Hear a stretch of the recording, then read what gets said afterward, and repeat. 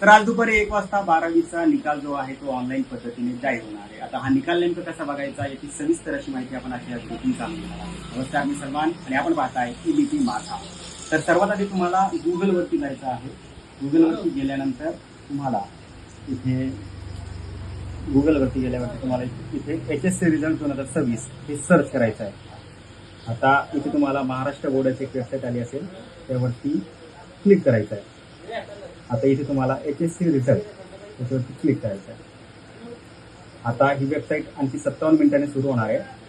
म्हणजे इथे तुम्हाला तुमच्या आईचं नाव, तुमचा रोल नंबर हे टाकायचं आहे आणि त्यानंतर तुम्हाला इथे बघा, इथे तुम्हाला तुमचा रोल नंबर आणि इथे तुम्हाला तुमच्या आईचे सुरुवातीचे 4 अक्षर इथे टाकायचं आहे आणि खाली व्ह्यू रिझल्ट याच्यावरती क्लिक करायचं आहे. तर अशा पद्धतीने